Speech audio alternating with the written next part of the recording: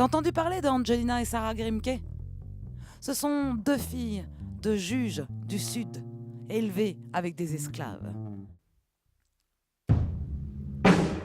Le silence ancestral où sont plongées les femmes va se briser aujourd'hui.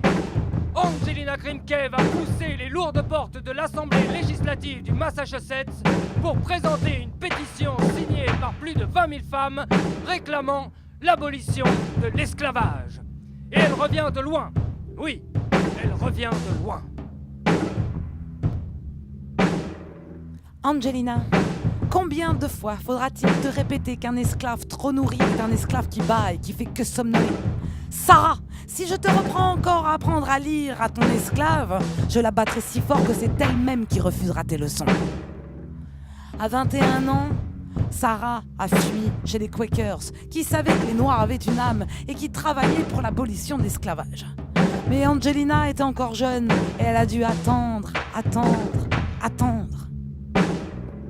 Papa, pourquoi est-ce que je n'ai pas le droit d'apprendre à lire à ma servante? Elle est chrétienne, vous l'avez baptisée. Elle devrait pouvoir lire la Bible pour connaître le message de Dieu. Ma fille, les Noirs sont comme de grands enfants. Ils n'atteignent jamais l'âge adulte. Dieu les a punis, ils sont maudits. Genèse 9, verset 27. Je l'ai lu, papa. Genèse 9, verset 27. L'histoire, c'est que Noé était tout nu, que Cham, son fils, l'a vu tout nu, alors Dieu aurait puni Canaan, le fils de Cham, parce que Cham aurait vu son père tout nu. Ça tient pas debout. Et puis, dans tous les cas, Jésus est revenu et il a racheté les péchés de tout le monde. Il a racheté leurs péchés. Puis vous les avez tous baptisés, ils sont chrétiens. Ils devraient pouvoir lire la Bible. Ma fille, arrête. C'est pour ça qu'on ne veut pas que les filles en sachent trop, parce que dès qu'elles en savent un peu trop, elles font n'importe quoi avec leur savoir. Allez, va-t'en, va dans ta chambre. Maman, papa il dit que nous les filles, on doit pas étudier, que si on a trop de savoir, on en fait n'importe quoi. Mais oui ma fille, les femmes ont été punies par Dieu, tu sais. Elles sont comme des grands enfants, elles n'atteignent jamais l'âge adulte. Genèse 3, verset 16. D'accord, ok, on a croqué la pomme alors que c'était interdit. D'accord, c'est nous qui avons chassé tout le monde du paradis. Mais on nous a appris à lire pour pouvoir lire la Bible et connaître le message de Dieu. On devrait apprendre à lire à nos esclaves. T'as raison, ma fille. On va faire ça. Mais tu ne dis rien à ton père.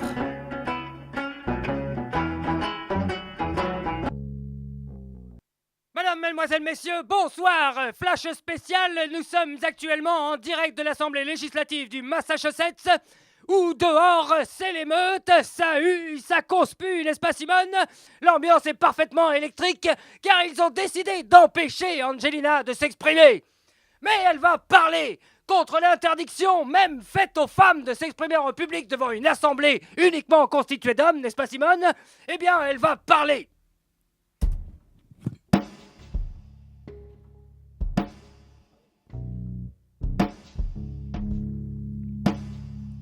Plus de 2000 ans ont roulé leurs eaux sombres et sanglantes sur le canal rocheux et sinueux du temps, dans le large océan de l'éternité, depuis que Esther a sauvé son peuple. Elle savait qu'elle n'avait d'autre choix que d'user de ses charmes, des saveurs et du vin pour obtenir la grâce qu'elle demandait. Roi de Perse, libère-moi, moi et mon peuple. Ce serait une insulte à votre comité si j'essayais d'obtenir votre faveur en me parant d'or et d'argent, de vêtements coûteux, en vous invitant à une fête luxueuse ou au banquet du vin. C'était une toute autre époque, et je ne crois pas que vous pourriez être ému par de tels moyens sensuels, moyens indignes de vous et indignes de l'humanité. Oui, je sens que si vous êtes atteint, ce ne sera pas par moi, mais par les vérités que je m'efforcerai de présenter à votre compréhension et à votre cœur. Je suis devant vous en tant que citoyenne, au nom des 20 000 femmes du Massachusetts dont les noms sont inscrits sur les pétitions qui ont été soumises à l'Assemblée législative dont vous êtes l'organe.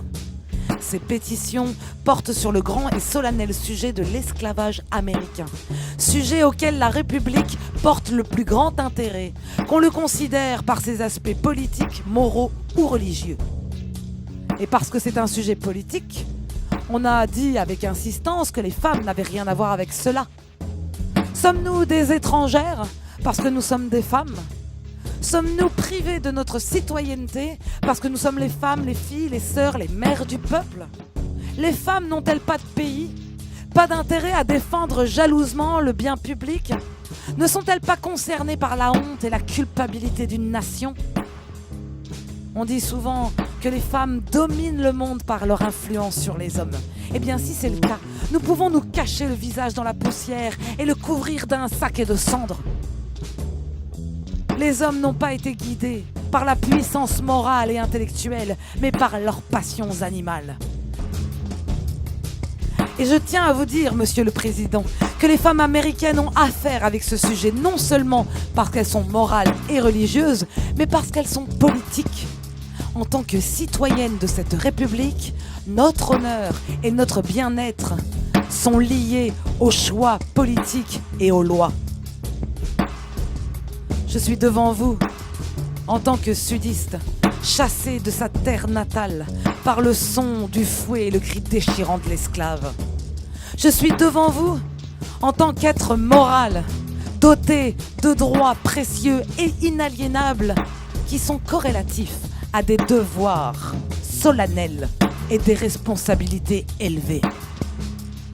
En tant qu'être moral, je sens que je dois à l'esclave souffrant et au maître envoûté, à mon pays et au monde, de tout faire pour renverser un système de crimes compliqués construit sur les cœurs brisés, les corps prosternés de mes compatriotes, enchaînés, cimentés par les larmes, la sueur et le sang de mes sœurs esclaves.